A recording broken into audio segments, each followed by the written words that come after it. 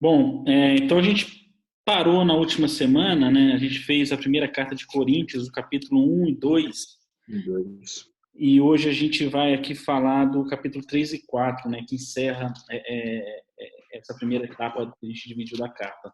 Lembrando que essa carta ela é uma das maiores, né? Que foi uma das maiores, uma das mais importantes que Paulo escreveu, porque era uma comunidade muito grande, recém-criada no cristianismo, convertida no cristianismo, e que ainda estava se perdendo muito em alguns conceitos, né, em alguns dogmas. A gente, só recordando na 1 e o 2, a gente viu que ele se fixa bastante na primeira parte em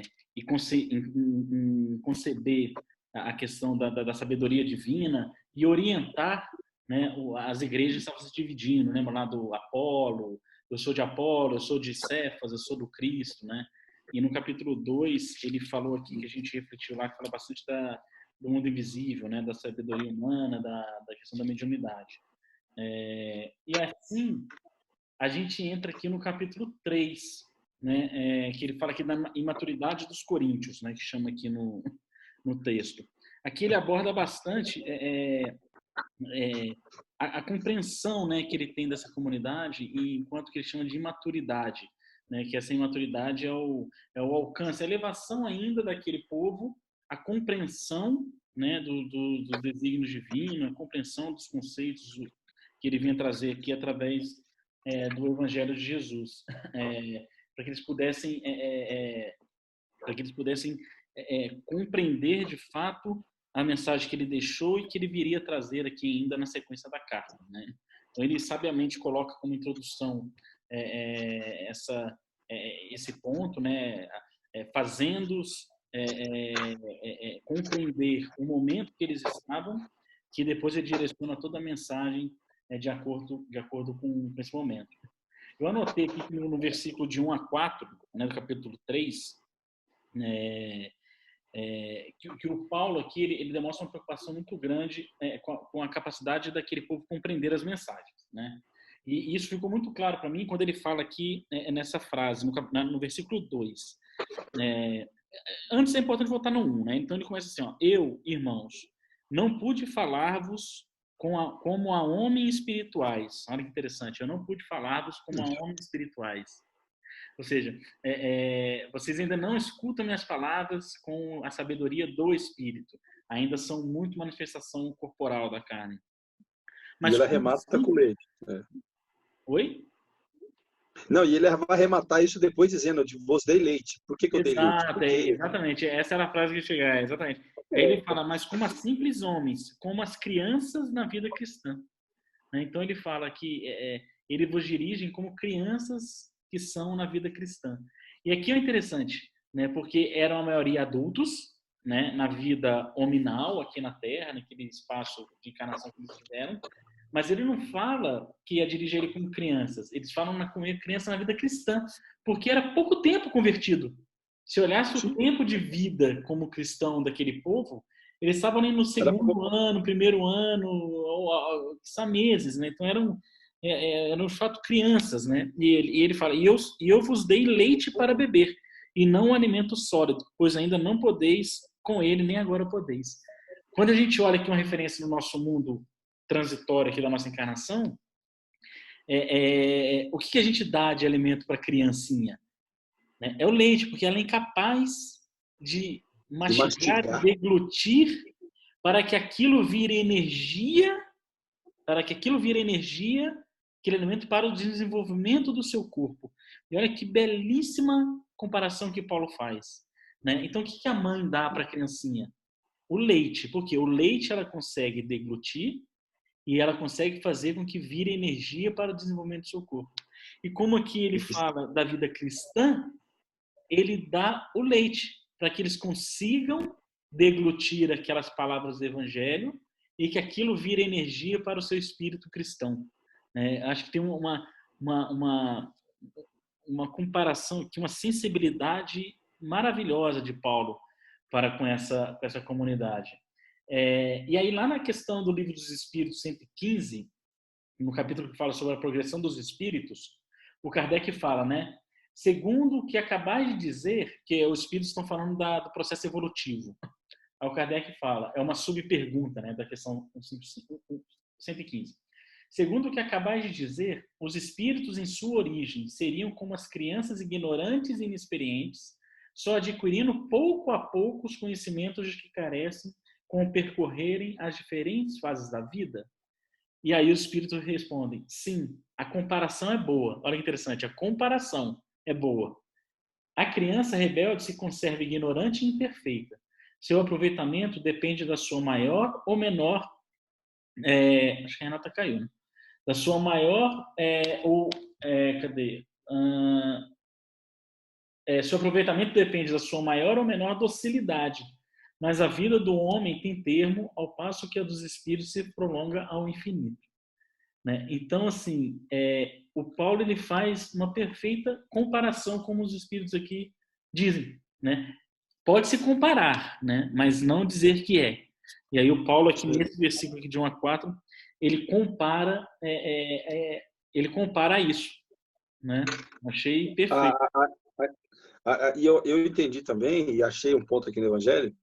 Primeiro que quem é criança, no ponto espiritual e dos ensinamentos cristãos da época, como você muito bem disse, que ainda estava nascendo no povo judeu, o hebraico, enfim, não importa os romanos, quem ele estava levando a passagem, no caso aqui de Coríntio, a questão do leite. Você falou muito bem, poxa, eu só posso dar leite para vocês por enquanto, porque vocês não vão entender o que é a mensagem se eu abrisse o banquete do Cristo. Exatamente. E eu fui estava pensando, eu falei, caramba, né, meu? Jesus, será que viveu isso?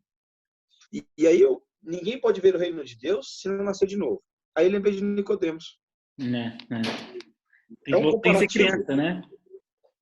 Cara, você tem que nascer de novo. E como Nicodemos, mas você é doutor e não entende o que fala, né? Ele falou de um jeito, porque Jesus sabia que naquele momento era só aquele que poderia dar para Nicodemos. Mesmo ele sendo doutor da lei do mundo, e não dos ensinamentos que o Cristo vinha pregando. Então, eu achei um comparativo muito legal, cara. E até quando ele fala nascer de novo, você imagina, né? Nicodemos, ele poderia ainda assim ver o reino de Deus sem não precisar nascer fisicamente de novo, mas que o espírito dele renascesse na vida cristã, que ele seria criança e depois que começasse a tomar o leite e depois aproveitasse o banquete, né? Uma coisa bonita aqui que eu estou vendo também, né, que a compreensão não se improvisa. É uma frase de Emmanuel, né? É obra de tempo, colaboração e harmonia. Na verdade, não adianta, né, dar mais do que realmente a pessoa consegue captar e compreender naquele momento, né? Então, Jesus mesmo, primeiro ele semeou no coração, né, dos continuadores o ideal divino, depois que ele começou a recolher o entendimento, né? Então, ele mesmo sofreu as negações, tolerou as fraquezas, desculpou, fez tudo para depois começar a formar o colégio apostólico. Então, isso é bonito, porque você tem que plantar, né? E só dele falar isso, quer dizer, de você ler que você recebeu um pouquinho, mas que tem mais para receber, já é uma coisa bonita, né? Assim como o Espiritismo também, ele fala que não é uma obra fechada e completa, a gente tem mais ainda. Então, já dá aquela noção para a gente de que, opa, vem mais coisa por aí, né? Isso não é tudo, né?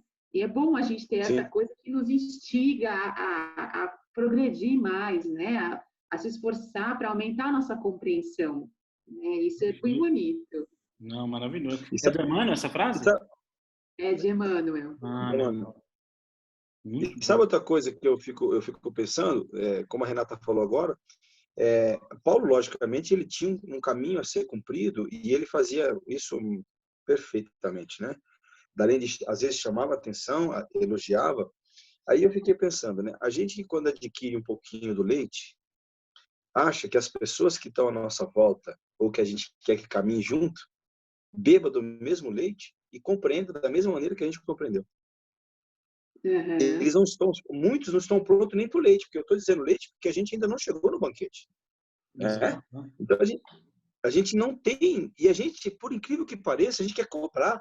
Olha, não é espírita, já pensou? Olha, como é que a pessoa faz isso? Não pode, já tem conhecimento. Que conhecimento que é? né? Então, eu acho interessante, porque ele trata esse tipo de coisa, e a gente, igual o Thales falou uma vez assim, eu gosto de me colocar no lugar.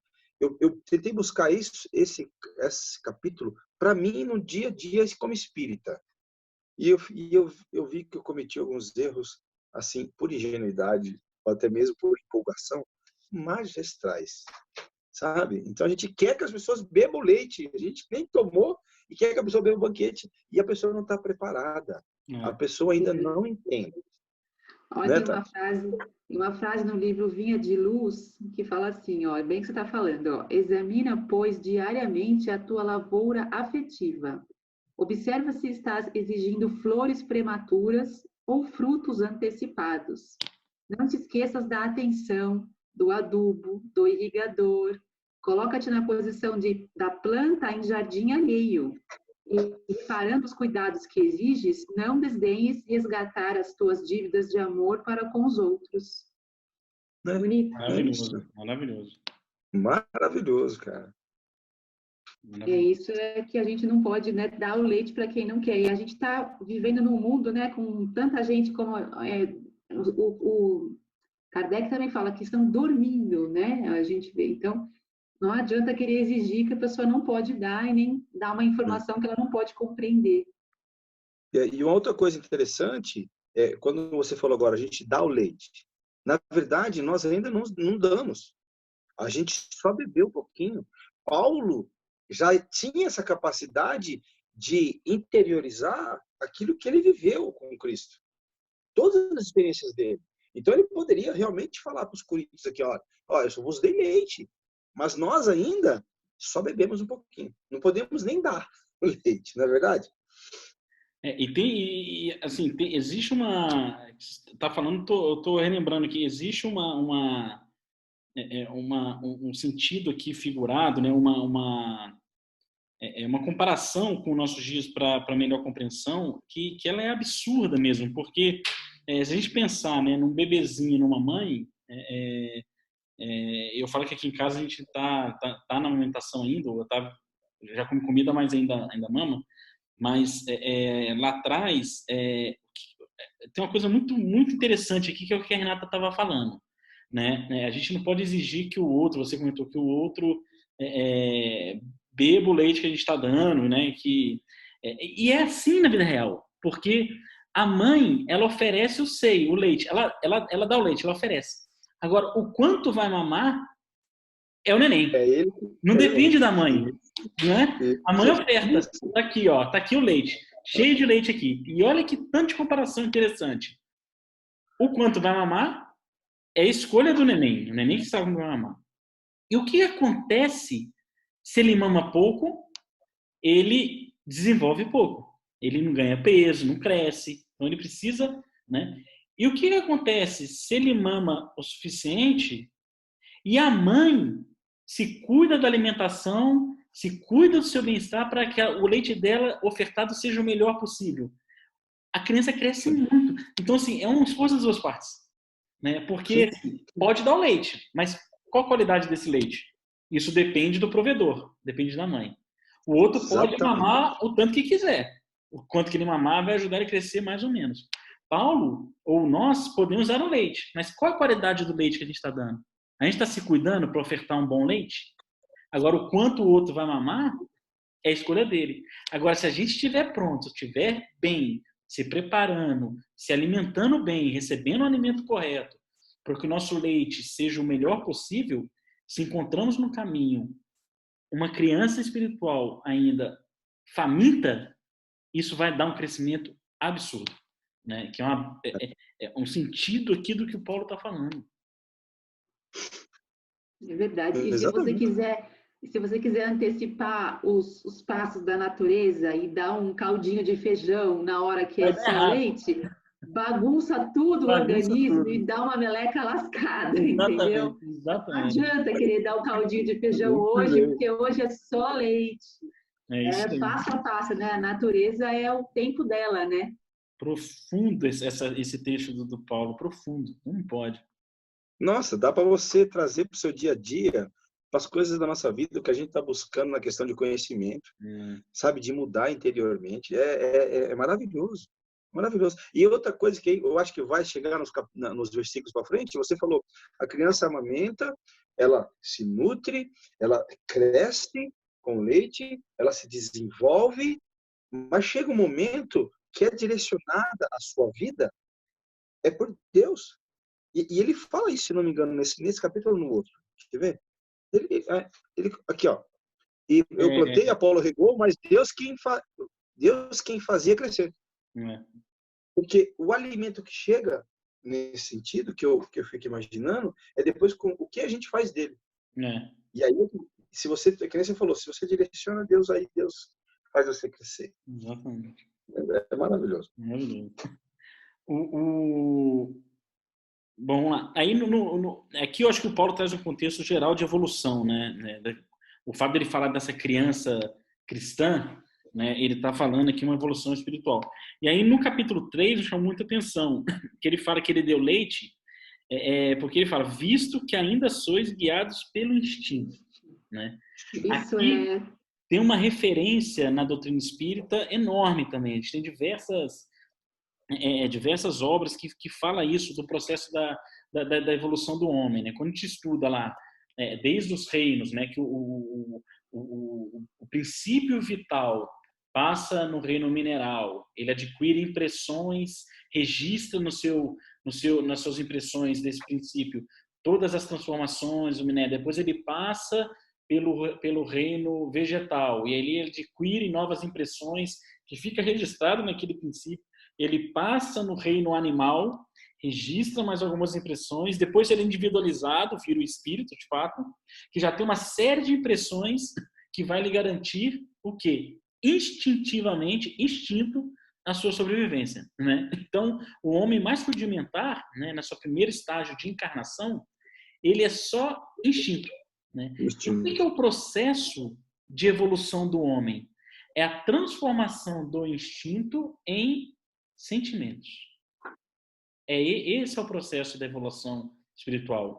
É quando o ser recém-criado, animalizado, ele é só instinto, que a sua consciência não lhe permite ainda trabalhar sentimentos, e ao longo das suas experimentações, ele vai perdendo o seu instinto, adquirindo a razão, a consciência e evoluindo para os sentimentos, né?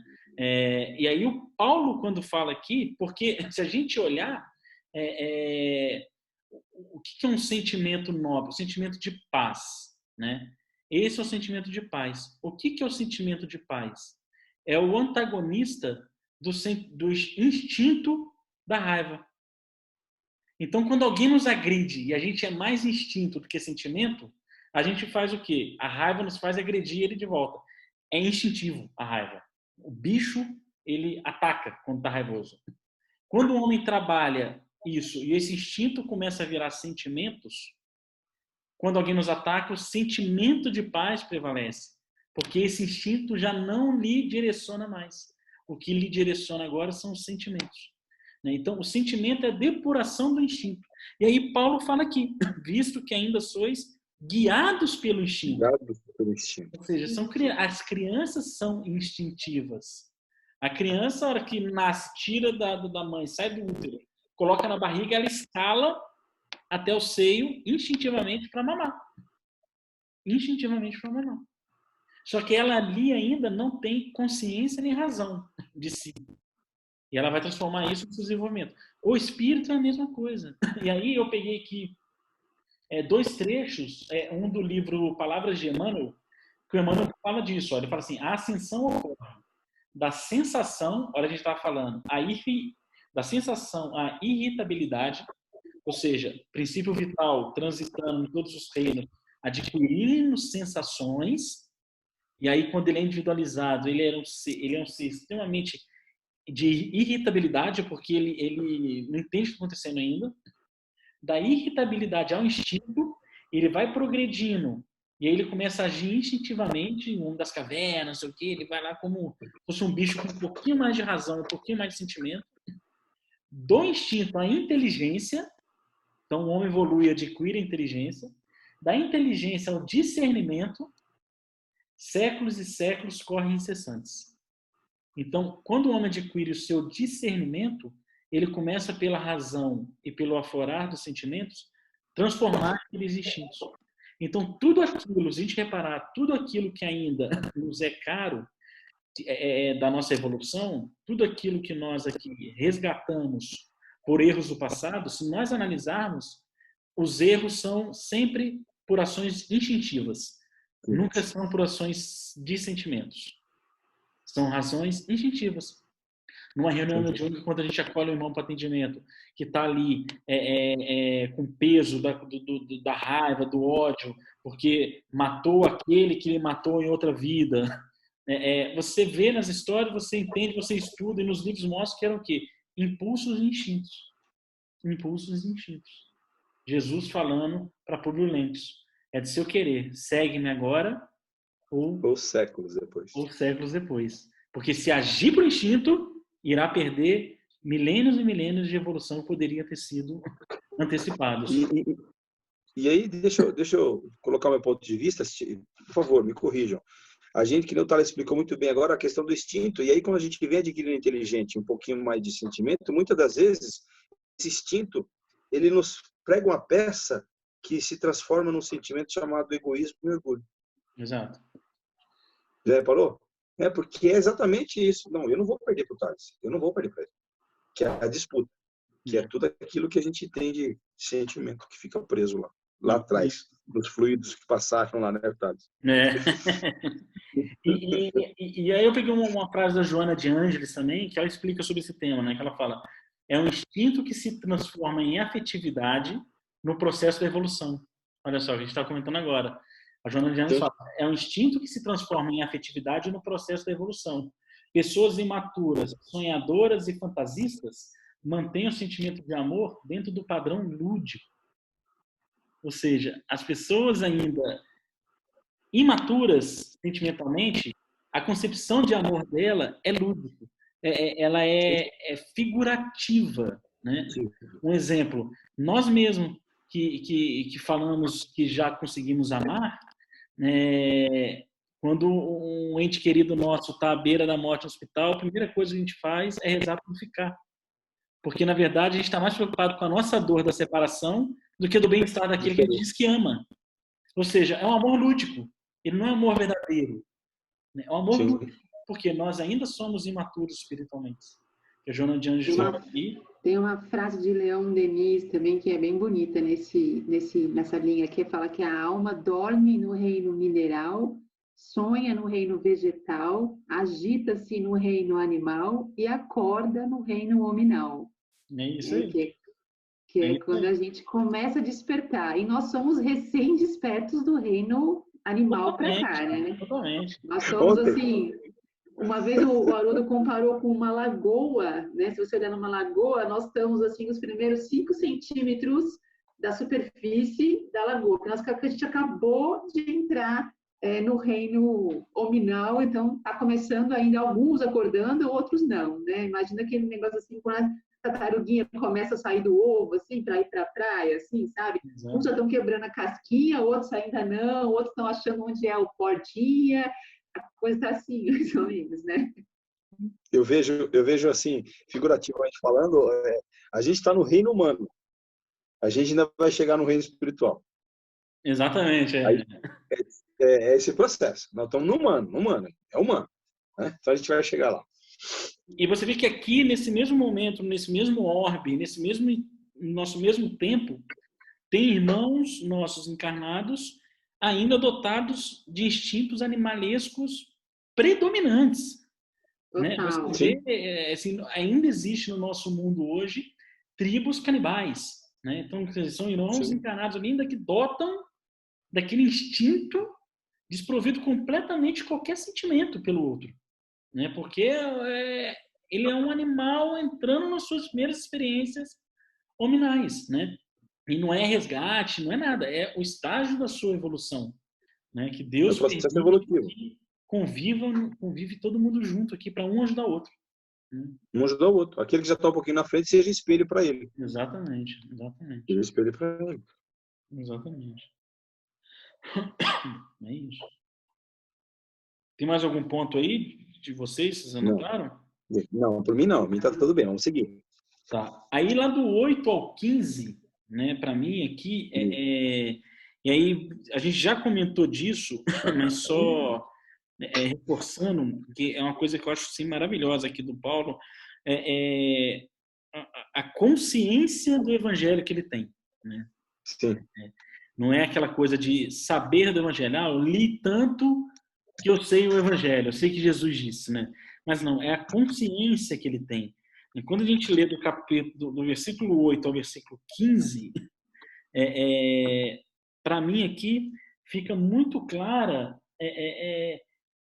a parábola dos trabalhadores da vinha de Jesus.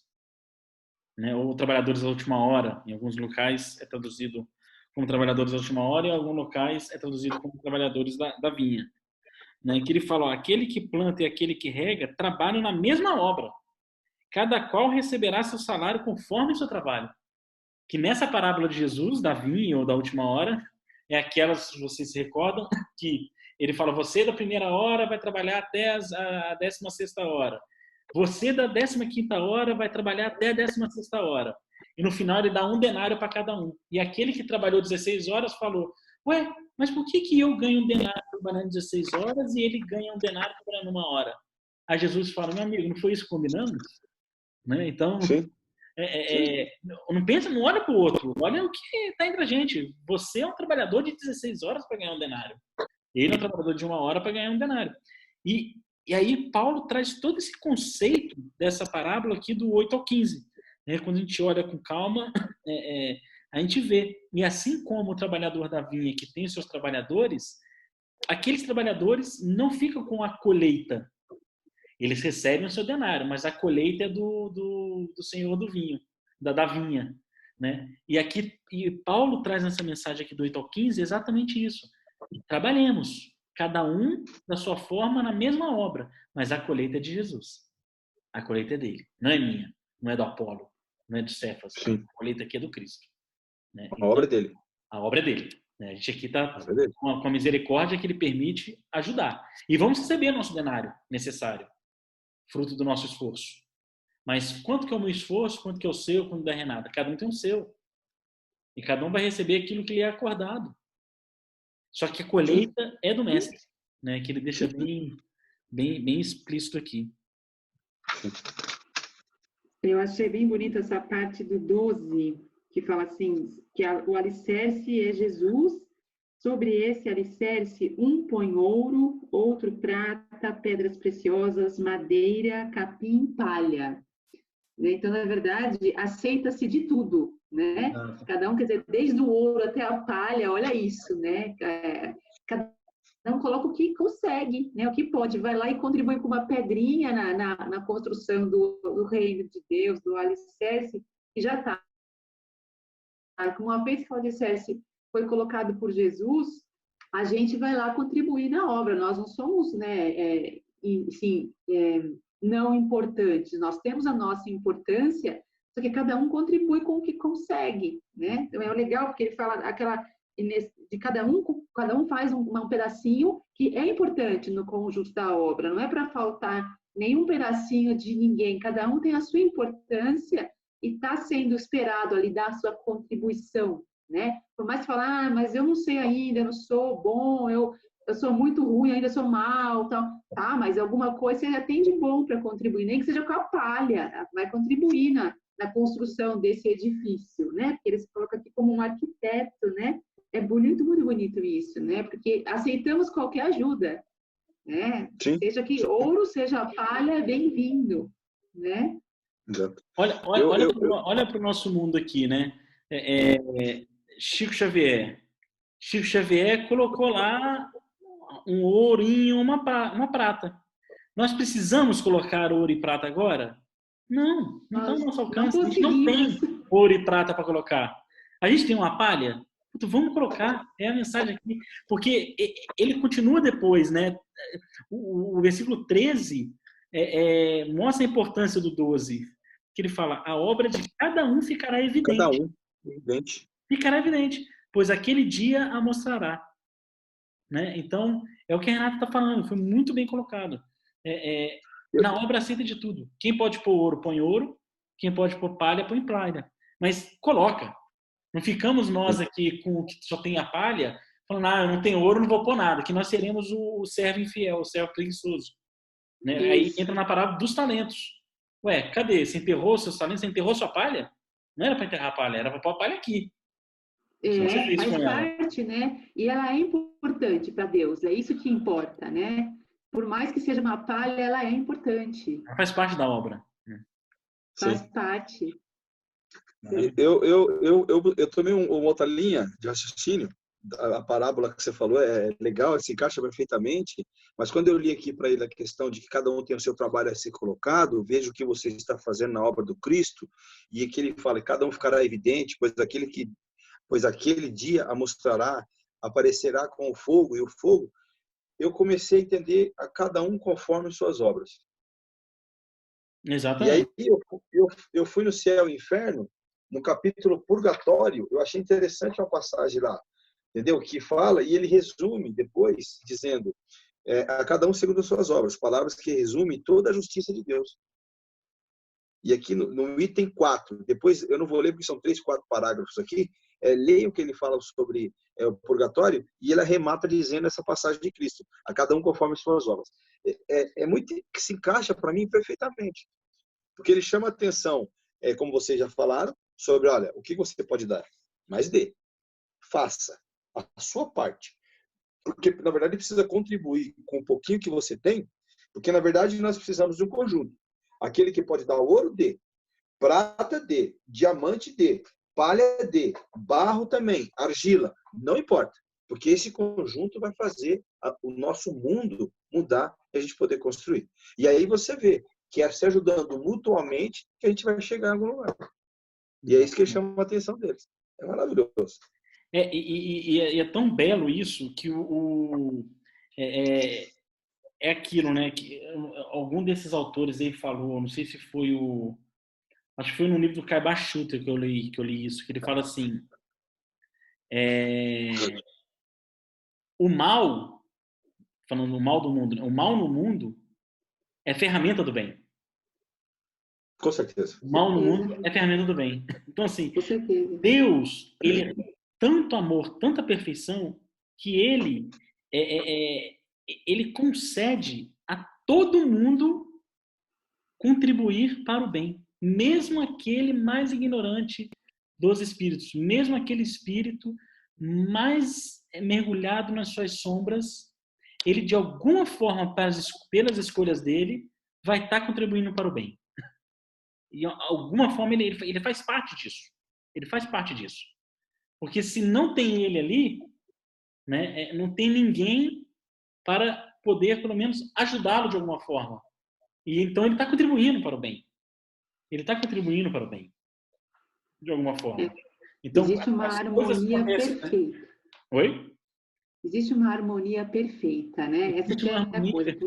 Mesmo que seja uma coisa maldosa, sempre eu vi uma frase assim que Deus sempre transforma, mesmo que a intenção seja maldosa de alguém, está fazendo uma crueldade, uma maldade, mas Deus transforma aquilo numa bênção, numa bondade para quem está recebendo e para quem está à volta. Sempre aquilo, a bondade divina sempre transforma. Vai ficar para quem fez aquela sensação ruim, deu um dia depois o arrependimento, a necessidade de reparar. Mas para quem recebeu, na verdade, vai acabar sendo bom. Exatamente. Sim, eu acho interessante, porque, na verdade, como você falou, né, o mal usa para o bem. Como é que... Vou fazer uma pergunta. Como é que eu poderia trabalhar meu sentimento de revolta, até mesmo da questão do instinto, que nós começamos a falar nesse nosso estudo de hoje, se eu não evidenciar algo que aconteça que eu tenha que trabalhar em mim? Deu para entender? Por exemplo, eu vou dar um exemplo aqui. Se eu vejo uma situação onde uma pessoa está sendo muito cruel, como é que eu posso trabalhar essa oportunidade que nós que estamos já tomando leite, às vezes, olhamos e falamos, poxa, ele ainda não vê, é cego, surdo e mudo. Né? E aquele sentimento que nós temos, nós precisamos dessas reações para que a gente possa trabalhar. Senão a gente ia passar pelo mundo sem conhecer os sentimentos que nos que nos aquece o coração. Como é que eu poderia falar de desespero, de dor, se eu não a vi e nem a senti? Deu para entender como eu tenho a ideia disso? Então, é precisamos, por isso que o mal está aqui. Porque a gente precisa ter pessoas ainda que infelizmente, cometam coisas terríveis para que a gente possa, como no momento de agora, ser fraternos. A gente aprende pelos opostos, não é bem, né? A gente aprende o que é, que é bom vendo que é ruim. Eu lembro da passagem de Simão, que foi buscar os doutores dali para apresentar Jesus. E aí, quando ele chegou lá, Jesus estava com as prostitutas, com os cobradores de impostos, e os caras falaram, é esse que é Jesus? Ou seja, se ele estava no meio, o que ele estava demonstrando? Precisamos estar no meio de todos. Vivenciar tudo o que cada um pensa e vive. Para que a gente possa ter base amanhã e discernimento de conhecimento para poder ajudar. Haroldo tem uma frase maravilhosa que ele fala, os anjos não são de cristais. Os anjos são de diamante. Ele vive, ele viveu. Se você pegar um anjo hoje e falar assim, olha, o que é ser abandonado? Eu sei. O que é perder um filho? Eu sei. Porque ele sabe.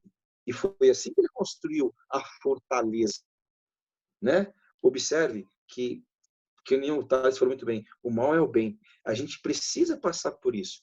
Agora, como a gente vai trazer para dentro e digerir isso e trazer, aí é outro processo nosso.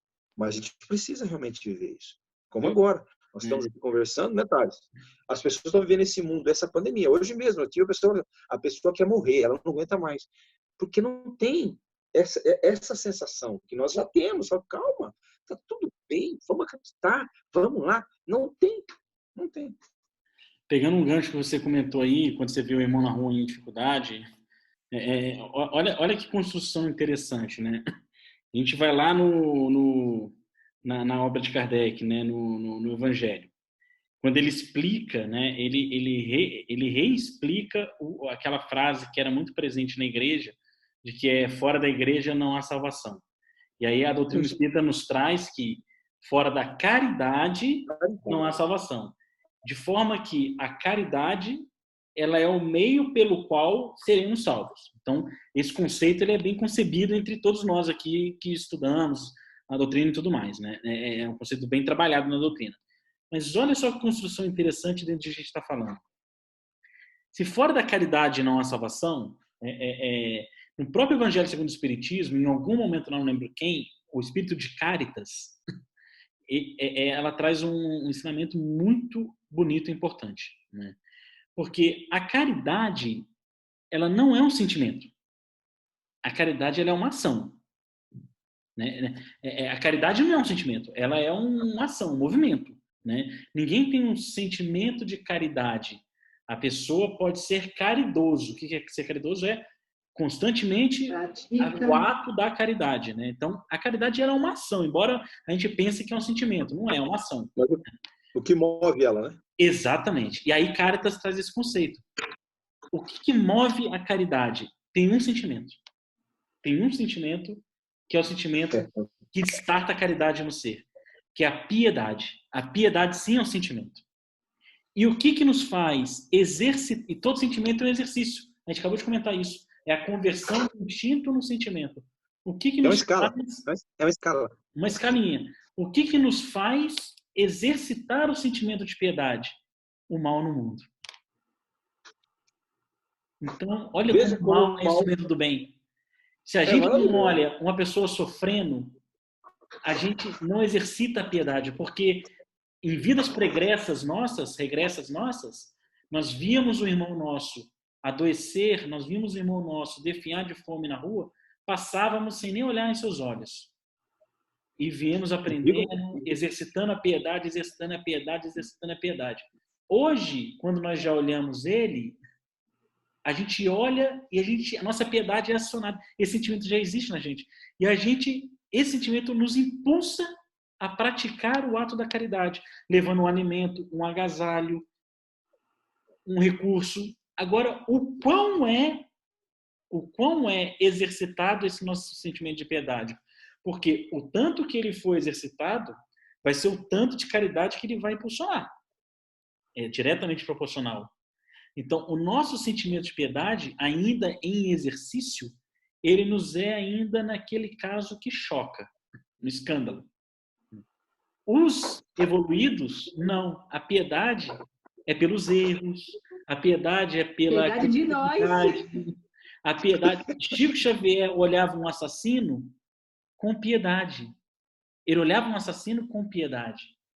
Nós ainda, quando olhamos o assassino, a gente ainda julga um pouco, a gente não tem tanta piedade do cara que... Quer que ele fique longe, é longe. É. Não. Se a gente recebe uma notícia que um irmão nosso matou 10 crianças sufocadas dentro de um tanque, a gente ainda, o nosso sentimento de piedade por ele ainda, o meu, pelo menos, não é ativado. De forma que a gente não tem nenhum ato caridoso com ele, nem sequer o perdão. Sim. O que os grandes fazem? O sentimento de piedade é tão trabalhado, já é tão presente, já é tão dominante, que quando vê um caso desse, ele sente piedade e ele é caridoso com esse irmão.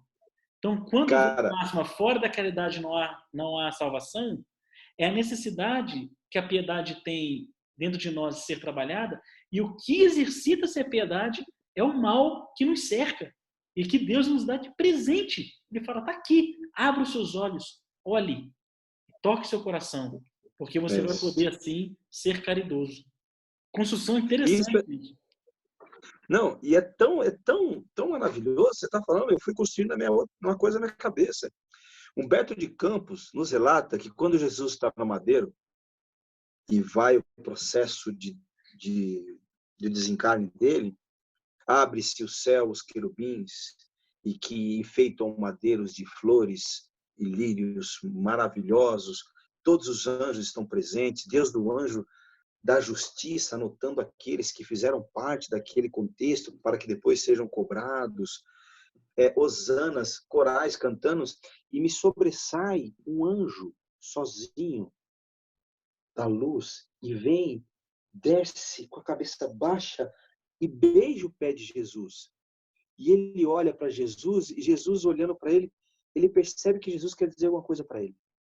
E ele levanta e coloca o ouvido na boca de Jesus, e Jesus fala algo. E o anjo para, uma lágrima escorre, e ele sai disparado. Era o anjo da caridade. Jesus fala para ele, vá socorrer Judas, que ele precisa. Olha que exemplo do que você acabou de contar. Olha que exemplo maravilhoso, cara. É um nível de piedade que ele sente, né? Tem que trabalhar ainda a nossa piedade. Porque mesmo quem me traiu, socorra. Vai lá, que eu quero ele. Eu amo. Esse que é o grande lance. Vamos pegar aqui e falar assim, puta, vamos lá em Bangu, no presídio, na ala dos piores bandidos. Vamos lá dar um abraço a todo mundo, um beijo? A gente não vai, porque a gente não tem piedade para eles ainda. E deveria ter. E deveria ter piedade para eles. Porque o bem cobra a multidão. Ele irradiava aquilo, então o mal se constrangia. Exato. A gente não tem isso ainda. Exato. A gente tem dentro do nosso limite, que é aquilo do leite. Tem pessoas que a gente socorre, você sabe, Thales, que se comove com a palavra tua, minha, e que se sente acolhido. Então, é proporcional ao alimento que nós temos recebido. Exatamente. Maravilhoso, hein? Que reflexão. E essa parte aqui do 13, né? A obra de cada um ficará evidente, pois aquele dia a mostrará. Aparecerá com fogo, e o fogo comprovará a qualidade da obra de cada um. Nós estamos numa época de fogo, né, gente? Total. No momento, cada um está sendo colocado à prova a sua qualidade da sua obra, né? Da sua força interior, da sua religiosidade, independente de qual religião, mas né, da sua fé, do seu equilíbrio. A gente está sendo provado esses últimos dias aqui. É o dia do fogo mesmo. Eu tô achando que a gente está super atualizado esse negócio aqui, né? Total. Tem uma frase no livro Pão Nosso que é bonito, que fala assim, ó, a terra permanece cheia de fortunas, posições, valores e inteligências que não suportam as provas de fogo. Mal se aproximam os movimentos purificadores, descem precipitadamente precipitadamente os degraus da miséria, da ruína, da decadência. No serviço do Cristo, também é justo que o aprendiz aguarde o momento de verificação das próprias possibilidades. É exatamente isso, né? Tudo que é material, tudo que é aquilo que a gente ostenta, que a gente se orgulha de construir, a vida, o emprego, o corpo, tudo, chega na hora da prova de fogo, rapidinho, aquilo lá acaba tudo, né? Exatamente. Queima rápido, né? Queima rápido, né? O que não é perene, rapidinho, tá todo mundo desesperado, cada um vai para um lado, pânico, né? Tá acontecendo várias coisas ruins que era um castelo de areia, né? Sim. O que é do mundo terreno, né? Não dura. Não dura. É transitório. Construa, é transitório. Construa o seu alicerce nas moradas divinas, porque isso é eterno. Exato. Um mundo super materialista que a gente vive, né? Então a gente tem que... Não é fácil, né? Se desapegar e entender como um espírito imortal e a gente fazer, que nem o Haroldo fala, vamos fazer planos para daqui a 500 anos? Como que é seu plano? Como você imagina estar daqui a 500 anos? Aí você fala, ui, daqui 500 anos, hello! Mas é isso, né? Verdade. Trabalha a imortalidade, né? Trabalha a imortalidade na gente. Muito bom. Boa. Bom, do versículo 16 ao 23, a observação que eu fiz aqui no estudo é que ele traz bastante esse conceito do templo de Deus, né, do templo divino, de que é o verdadeiro templo de Deus, né, que ele fala que não sabeis que sois templo de Deus e que o Espírito de Deus habita em vós? Se alguém destrói o templo de Deus, Deus o destruirá, porque o templo de Deus que sois vós é sagrado. Ele traz esse conceito, e depois ele explica um pouco mais isso, mas ele traz esse conceito do templo divino dentro do coração de cada homem. E eu me recordei do livro Boa Nova, quando Jesus está sentado nas adjacências de Jerusalém, e ele é observado pelo sacerdote Hanan, e Hanan vem dialogar com ele. Eu separei o diálogo aqui, que o Hanan chega para ele com orgulho, né? Ele fala assim, Galileu, o que fazes na cidade? E Jesus, passo por Jerusalém buscando a fundação do reino de Deus. Reino de Deus? Tornou o sacerdote com acentuada ironia. E que pensas tu venha a ser isso? E Jesus fala, esse reino é a obra divina no coração dos homens, com grande serenidade. Obra divina em tuas mãos? Revidou Hanan com gargalhada de desprezo. E continuando as suas observações irônicas, perguntou, com que contas para levar avante essa difícil empresa?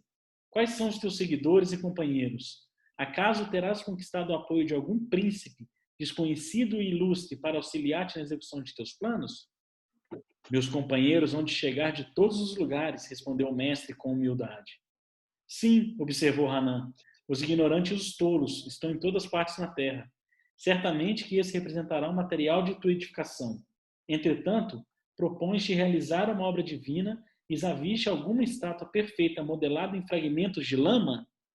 E aí Jesus fala, sacerdote, com serenidade, com energia serena. Olha que interessante a observação do Humberto Campos. Sacerdote, replicou Jesus, com energia serena. Nenhum mármore existe mais puro e mais formoso do que o do sentimento. E nenhum cinzel é superior ao da boa vontade. Né?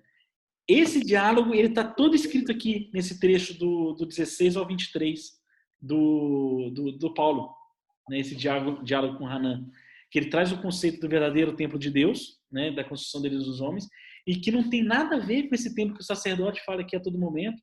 Não, mas que mármore você vai pôr? Com quem você vai construir? Quem vai vir com você? E Jesus explica, fala assim, os meus virão de toda parte. Eles virão de toda parte ao longo da humanidade.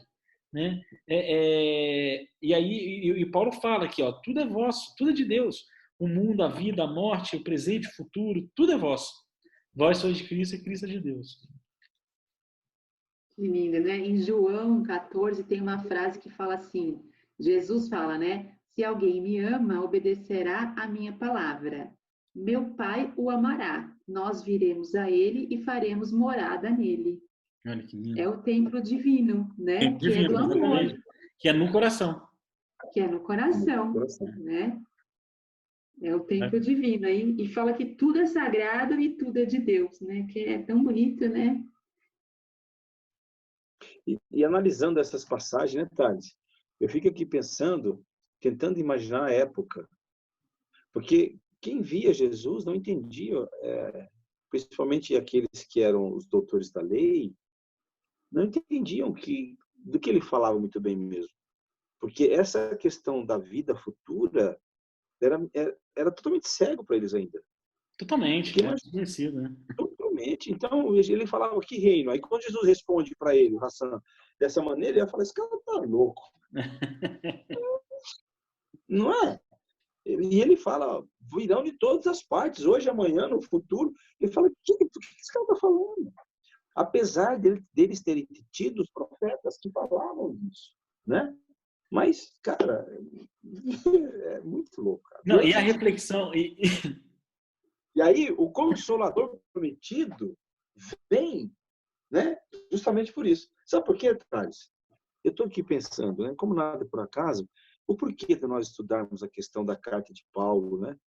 Será que a gente viveu na época lá e éramos os judeus que eram contra? Com certeza, entendeu? E não tinha esse conhecimento. Aí veio o Consolador, a gente abraçou a causa e falou: vamos, é esse mesmo que a gente vai, né? Exatamente. É muito legal. Exatamente. Eu tenho certeza. E nisso você falou, né? A gente observando o Hanan aqui, uma reflexão para a gente importante. Eles não tinham esse conceito, né? Igual você falou, eles não tinham ideia de que era isso. Jesus chegava falando essas coisas e o pessoal falava assim: pô, você é louco mesmo, né? E aí passou, né, 2000 anos de cristianismo, 150 anos do Livro dos Espíritos, já 154 anos do Livro dos Espíritos, que a doutrina espírita veio ao mundo. A gente já deve ter reencarnado umas 2 ou 3 vezes, já na época de doutrina espírita. A gente aqui se dedicando, estudando, conhecendo, bebendo cada vez mais leite. Vamos fazer um exercício aqui mental, né, hipotético. Tá nós três, acabou a pandemia, a gente se encontrou no café para debater sobre a carta de Paulo lá na Paulista. Aí tá nós três na Paulista, de repente vem um mendigo, pé descalço, roupa esfarrapada, para na nossa frente e fala: venha até meu reino, faça o que eu vos digo, segue-me. O que a gente vai fazer? Esse cara é louco! O que é isso? E mesmo assim, a gente com tudo isso aqui, ó, à nossa disposição. A gente com tudo isso aqui. Doutor da lei de novo. Hein? Doutor da lei de novo. Nós vamos estar debruçados em cima dos pergaminhos lá da Torá, de Moisés, e achando que a que está ali não está valendo, cara. Exatamente. A gente vai fazer a mesma coisa que Hanan. Ainda hoje. Ainda hoje. Não tem jeito. Pior que vai. Pior que vai. Bola pra frente.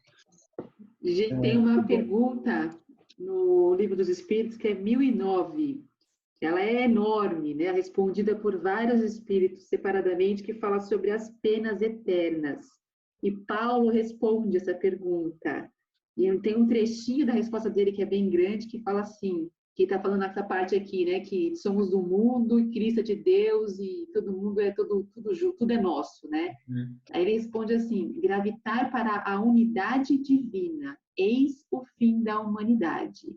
Para atingi-lo, 3 coisas são necessárias: a justiça, o amor e a ciência.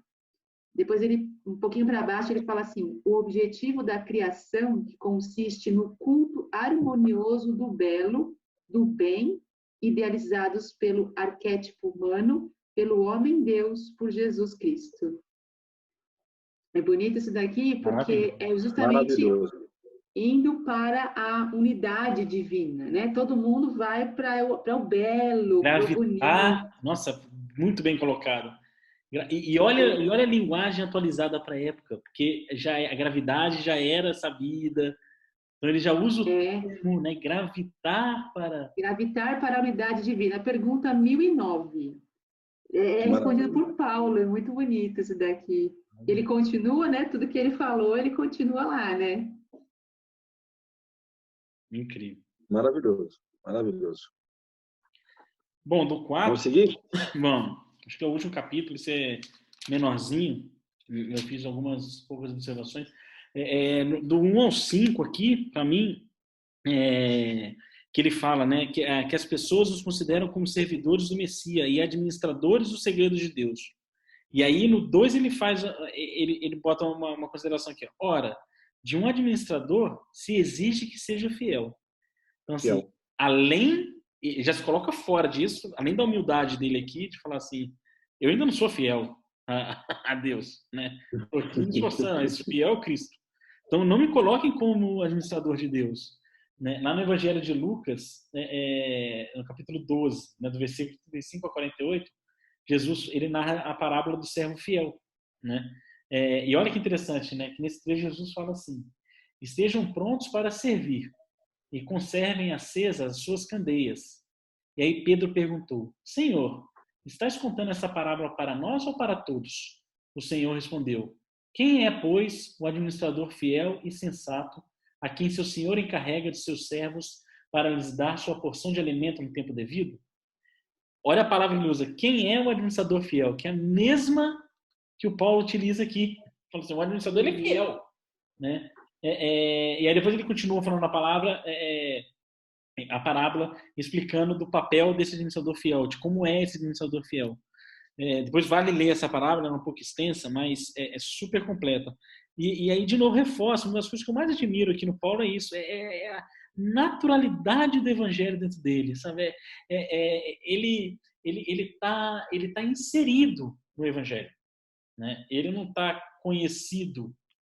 conhecedor do evangelho, não. Ele está inserido no evangelho, que é aquela frase que ele fala, não sou eu que habito no Cristo. Você comentou outro dia, mas o Cristo habita em mim. Né? O Cristo habitar na gente é o Evangelho de Jesus ser o nosso meio de vida, é ser o nosso meio de atuação, é ser as nossas ações, é ser as nossas palavras e pensamentos e sentimentos. E Paulo poderia falar isso, que é o Cristo que habita nele, porque ele é isso. A gente encontra aqui nas palavras dele o Evangelho, vários trechos do Evangelho contido nessas explanações dele, né? Esse trecho do 1 ao 5, né, é bem essa parábola do servo fiel que Lucas narra. Sim, e tem uma passagem, eu não sei qual agora, que ele fala também, né, Paulo? Eu tenho as marcas do Cristo já. Eu tenho as marcas do Cristo, né? Porque eu comentei um dia, né? Porque a gente, como estamos agora, eu acredito que a gente está maravilhado, sabe? A gente está empolgado com tudo isso. Então a gente vai até o Cristo. Paulo fez isso e ele também deixou que Cristo entrasse nele, que é aquilo que você acabou de falar. Onde ele ia, ele era o evangelho vivido e sentido. Sentido, vivido e sentido. Isso aí.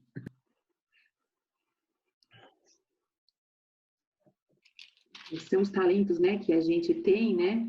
E a gente tem que administrar os nossos talentos, né?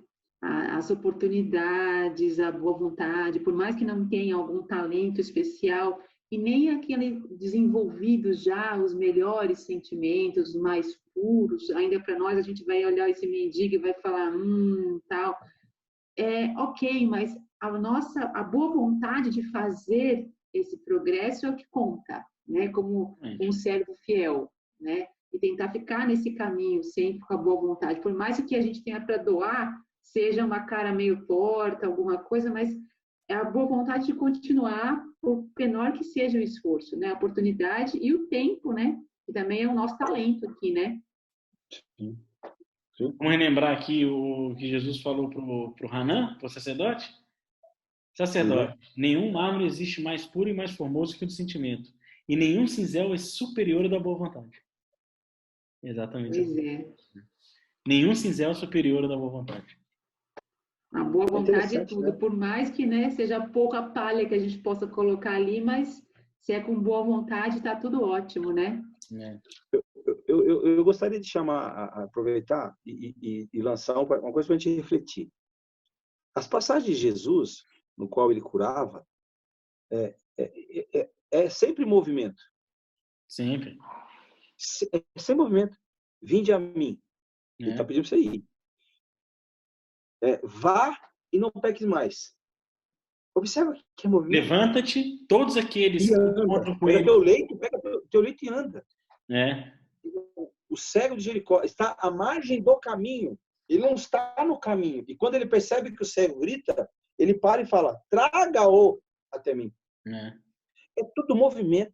E todos aqueles que procuraram ele diretamente pedindo ajuda no Evangelho narram que estavam ao chão. E Jesus para todos fala, levanta. E levanta. Aí depois ele vem com ajuda. Movimento. Isso é delícia. Para todos, a primeira coisa que ele fala, levanta-te. Para a mulher infiel, para Joana no poço de Jacó, para a mulher hemorrágica, para todos eles ele fala, levanta, pronto. E anda. É isso. O que é que ele faz com a gente? A gente, nossa boca fica chorando no chão, ele fala, levanta. Não. E é tão maravilhoso. Eu estou estudando o Cristo Consolador. E esse é movimento. E quanto mais você se movimenta, mais consolo te aparece. Porque se você fica na dor e parou, você vai ficar ali. Você vai ter um amparo. Mas é necessário que você se movimente. Porque é cada um conforme as suas obras. Não é isso? Eu acho que tem hora, Thales, que eu estou lendo demais. Não, maravilhoso, é bem isso mesmo. Maravilhoso. E é bonita essa parte do 5 aqui, né? Esperai que venha o Senhor, que iluminará o oculto nas trevas e revelará as intenções do coração. Então, por muito ou pouco, se você for fiel ao seu talento, né, às oportunidades, a tudo que você pode dar no momento, tá bom, né? Esse que é o recibo aqui, né? Você vai estar sendo avaliado por Deus, não pela sua consciência só dos outros, mas Deus sabe qual a intenção de cada um. Exatamente. E a capacidade também, né? Sim, e olha aqui no que você leu nesse versículo, tem 3 palavras interessantes: trevas, revelará e coração. Nós estamos falando Deus do 3 de sentimento, né? Revela, que se abre depois do conhecimento que ele fala para os Coríntios, e trevas, que para nós agora como espírito entende o que é o inferno, o que é treva? É a obscuridade do conhecimento, que a gente não enxerga ainda, né? Interessante. O que mais, Thales? Depois o meu já foi, minhas anotações aqui já foi lá para o versículo 9 ao 21, já, para encerrar o capítulo. Não sei se vocês têm alguma coisa antes. Quando ele fala de Oxalá, você viu isso? Não? Eu vi. Eu fiquei curioso também com esse termo. E o autor aqui, ele não explica, né, o termo. Não explica. 4:8, eu tomo... eu também fiquei curioso com esse Oxalá aí. Não é a primeira vez. Não é, né? Não. Oxalá já renasceis, para que nós renascemos convosco. Para que nós renascemos convosco. Renascemos convosco. Confesso que eu também fiquei curioso com esse Oxalá aí. Lição de casa. Bom, do 9 ao 21, para mim aqui, ficou... ele está trazendo aqui bastante conceito do que o Evangelho nos traz, o Evangelho segundo o Espiritismo nos traz, do conceito que os últimos serão os primeiros. Né? Porque Paulo aqui, ele se coloca, né, primeiro ele fala, contudo penso que Deus expôs a nós, os apóstolos, como últimos, como condenados à morte, pois nos tornamos espetáculo do mundo de anjo e de homens. E depois ele fala, somos o lixo do mundo, a escória de todos até o presente. Ele é bem incisivo aqui, falando dele mesmo, e pior, dos que estavam com ele, né? Também, ele falou, nós, aí ele vai comigo. Eu fico imaginando Timóteo do lado, pare de você. Eu devia ser o Timóteo, eu devo ter tido essa reação, eu já estou aqui estudando. Não, que isso? Não fala de mim, não. A gente quer dizer que eles eram assim uns maltrapilhos, né? Tipo, pro maltrapilhos, mundo né? mesmo, eles não significavam nada, né? Uns quaisquer aí, uns Exatamente. miseráveis, ambulante, Exatamente, qualquer, né? Eles Na eram verdade. os últimos da sociedade, né? Eu acho que é É, esse conceito que está aqui. Eles eram os últimos da. Se pegar a sociedade hoje e botar numa escala do mundo, né? Não do espírito, mas do mundo, quem está lá no lixo da sociedade, no da sociedade, eram os maltrapilhos, eram os que apanhavam, que eram perseguidos, que eram apedrejados, Mas, e o Paulo era. sim, então, tanto que ele fala aqui antes, como condenados à morte, pois nos tornamos espetáculo do mundo, de Exato. anjos e de homens. Então, apanhava tudo quanto é coisa, era corre dali para se livrar da morte todo dia, né? Então, é por isso que ele sim. está nessa situação aqui. Você sabe o que me remeteu isso daí? Quem era crucificado na época? O Cristo. Ah, não, os ladrões, bandidos, né? Que era a escória da sociedade. Exato, exatamente. Ele defendia quem? Exato. Exatamente. Eu gosto como ele arremata esse capítulo, né? Então, e aí que eu ia chegar, né? Então, por que eu fiquei com esse... Lá no Evangelho do Espiritismo, no item 5, o capítulo é o capítulo 20, Trabalhadores da Última Hora, item 5. Olha que interessante. Capítulo 20, Trabalhadores da Última Hora, o item 5, é uma instrução dos Espíritos. Aí vem aqui a mensagem. Deus procede neste momento ao censo dos seus servidores fiéis e já marcou com o dedo aqueles cujo devotamento é apenas aparente, a fim de que não usurpem o salário do servidor a mimosos, pois aos que não recuarem diante de suas tarefas é que ele vai confiar os postos mais difíceis na grande obra da regeneração pelo Espiritismo. Cumprir-se-ão essas palavras. Os primeiros serão os últimos, e os últimos serão os primeiros no reino dos céus. Agora, de quem que é essa mensagem no Evangelho do Espiritismo? Espírito de verdade. Espírito de verdade. Espírito de verdade. Né? Então, assim, é maravilhoso, né? A gente... Olha, e é o que o Paulo está falando aqui, né? Porque ele falou, a gente aqui é um maltrapilho, a gente tem fome, sede, a gente anda seminu, nos tratam com golpes, vagamos a esmos, somos o lixo do mundo, a escória. E aí no 16 ele fala, eu vos recomendo, pois, que imiteis a mim. Ou seja, sejais igual a mim. Para que isso eu vos enviei Timóteo.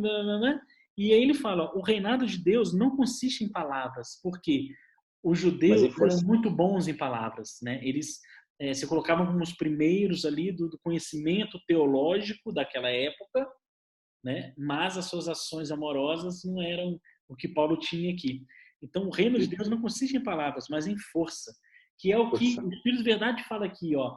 Pois aos que não recuarem diante de suas tarefas, é que ele vai confiar os postos mais difíceis. Como é que a gente não recua diante de nossas tarefas? É com palavra ou com força? Força. Atitude, né? Força para aguentar o rojão, a porrada. Força. E aí Paulo deixa isso aqui, o reino de Deus não consiste em palavra. O que escolheis? Que eu vá com a vara ou com amor e a mansidão? Né? Então, assim, tem uma ligação aqui maravilhosa com essa mensagem do Espírito de Verdade.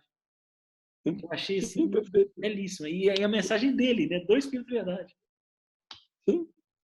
É maravilhoso. Que o Haroldo comprovou lá no estudo dele que é Jesus, de fato. Não sei se já viram a palestra que... Já vi. Ele fala que o Espírito de Verdade é Jesus. É Jesus, né? Ele deu toda uma explicação, pegando coisa do Velho Testamento, das mensagens de Emmanuel. Eu não assisti essa palestra dele. Não, maravilhoso. Ele fala, depois eu passo o nome ou o link, se você tiver, me manda aí. Que era. Difícil é lembrar qual é a palestra que ele falou isso. Eu também não lembro, porque eu já vi tantas que...